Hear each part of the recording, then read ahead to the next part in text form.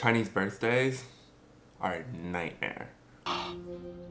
You're going to Nick's grandma's house wearing this? Wearing that? Wait.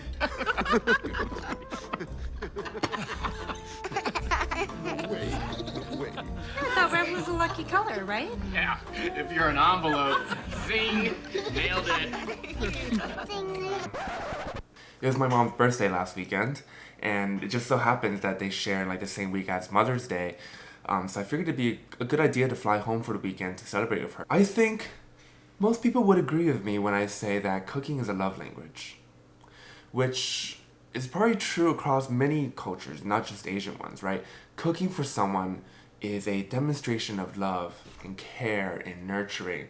There's something about the food served from your mother's kitchen that is held above the food from any other kitchen in the world, no matter how many Michelin stars that fancy sushi spot on 53rd might have acquired.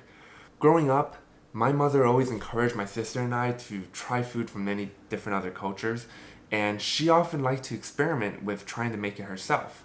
I had a Korean friend who was eating lunch with me at my apartment recently, and I mentioned to him how I had trouble acquiring good kimchi in Chicago.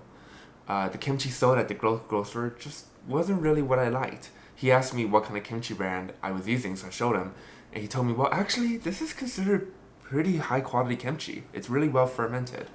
And I then realized that, that's exactly what I don't like about it.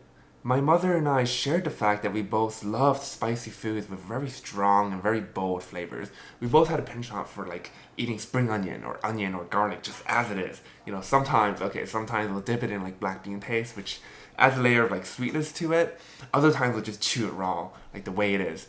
So if you visited our home, you'd find like a half chewed onion on the kitchen in the food platter by the oranges and the apples, and we're both guilty, my mother and I are both guilty of downing jars of laogamma quicker than water. So when we first discovered kimchi, we were immediately drawn to the spicy fermented vegetable. Unfortunately, it's pretty expensive to buy kimchi, so my mom tried to learn how to make it on her own. Problem was, and we didn't notice at the time, she didn't notice at the time, was that good kimchi takes a lot of practice. The nuance is pretty important. It's not just about like taking a bunch of different ingredients there's a specific type of Korean chili powder that's used. It's not just about like taking all of that and dumping it onto cabbage and calling it a day, right? And the other thing is that nuance isn't shared. It's something that's kind of passed down. It's almost like a family secret between generations, or a family recipe, if you will. And another problem we had is that we were Chinese, right? And she didn't really have, my mother didn't really have many Korean friends to learn from. So she looked up the recipes online and tried one after the other. And eventually, we'd end up with this jars of cabbage at varying degrees of fermentation.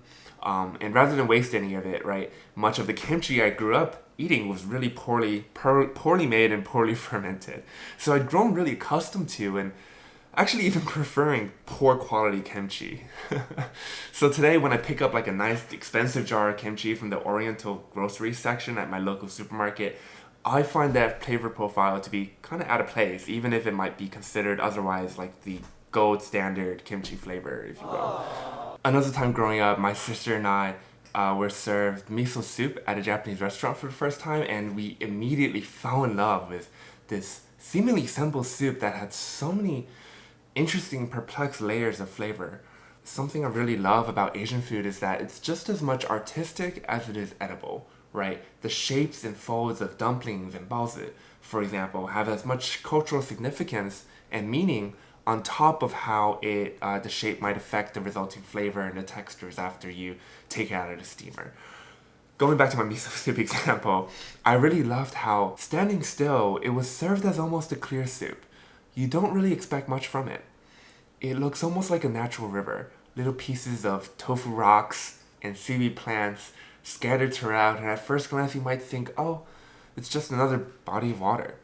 Until you kind of stir it up, and you see that deep under the surface, there's more than you might have thought there would be at first glance.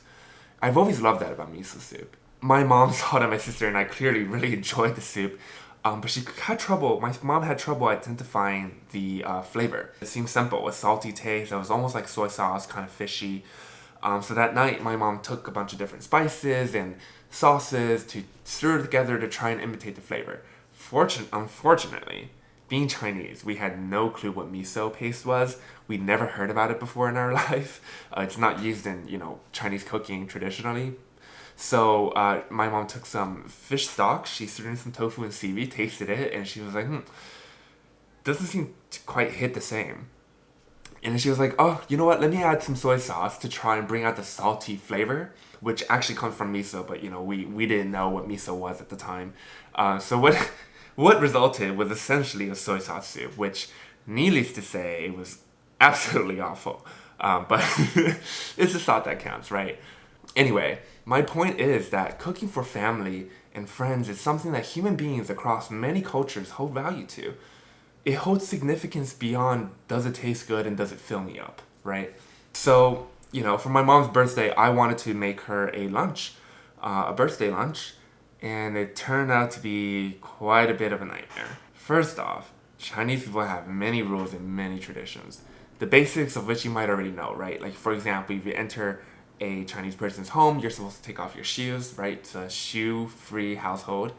And then there's a lot of dining etiquette around how you eat at a dining table. So traditionally, the most formal way of eating is you'll have like this large table, round table, with a round platter, glass platter that kind of gets, you can kind of push it along the table, and it'll have many different kinds of dishes. Everyone gets a bowl of rice, and you'll share like the different kinds of dishes on display on that giant round table and spin it around, right? It's pretty fun to do.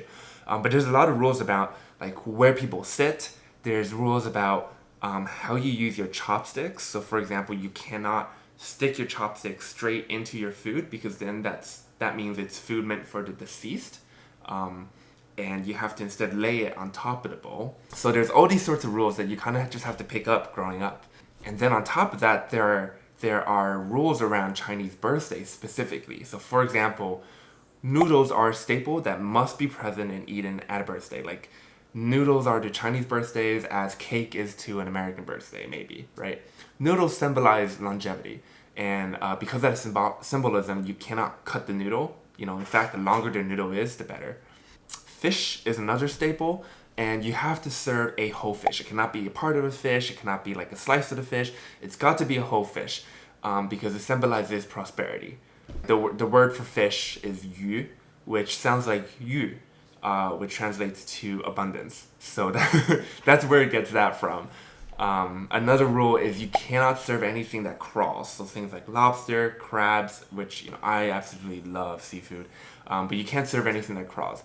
Another important thing you need to know about Chinese birthdays is that the number of dishes served has to be a specific number that symbolizes something positive, basically. 4 is the main number to avoid, because 4 in Chinese is si, and it sounds a lot like si, which translates to death.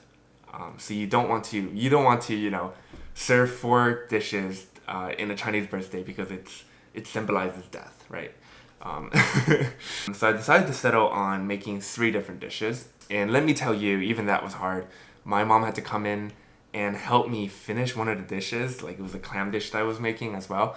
I don't know how she used to be able to just whip out like 9 different dishes for special events all her own.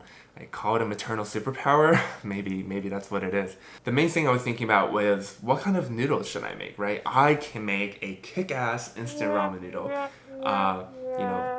Because I've had, quite frankly, years of practice making it in college and after college. But I don't think it's quite the right idea for a birthday, right? But I also do make pretty good wontons. So I settled on making her a wonton noodle soup. So I got up early. I went out to the local grocers to, get some ingredients. I buy like ground chicken for the filling. I get some wonton wrappers, some napa cabbage for the filling. And I come home and I start assembling it together, start making the filling. And my mom sees me making the filling and she's like, what are you making? And I tell her, oh, I'm making a, wonton noodle soup for you. And Mom says, no, don't make a wonton noodle soup. And I ask her, why? What's wrong with that? What, you don't like wontons? I thought you liked wontons. And she's like, okay, so in Chinese culture, right, there's dumplings and there's wontons. And in Chinese, dumplings are called jiaozi, and wontons are called huandun.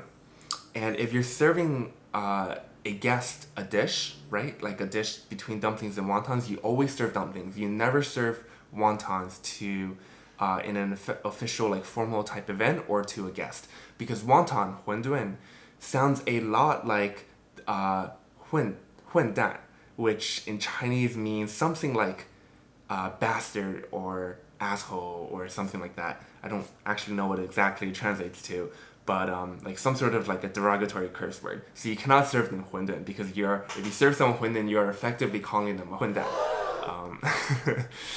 So you know what? I was smart about it. I was like, you know what? I'll make meatballs, basically wontons without the wrapping around it. So I made chicken meatball noodle soup. I was on a flight back to Chicago thinking about the weekend with my mom and just kind of pouring my thoughts out on my phone. And some things I was thinking about was, you know, if I had kids, would I teach them all of this etiquette? Is it like passing on culture, or is it passing on an annoying or useless or even outdated kind of a formal thing, right? What if I chose to adopt or something like that? And to be honest, I thought about it a lot and pondered on it, and I still don't really know. So let me know what you think about that in the comments. If you're new to the channel, welcome. I post once every 2 weeks or so, largely about my experiences and thoughts around being gay and being Asian, sometimes both. Well, I'm not sometimes both, I'm always both, but like the video topics are sometimes both, sometimes just... Anyway, hope you enjoyed the video, and if you've been with the channel since it started, thank you so much for checking in and always commenting in the comment section. I definitely read all of them, so thanks for commenting. You guys have some really interesting things to say. So as always, let me know what you think in the comment section below. Give the video a thumbs up or consider subscribing if you haven't already. Have a great weekend, and I'll see you guys next time. Peace out.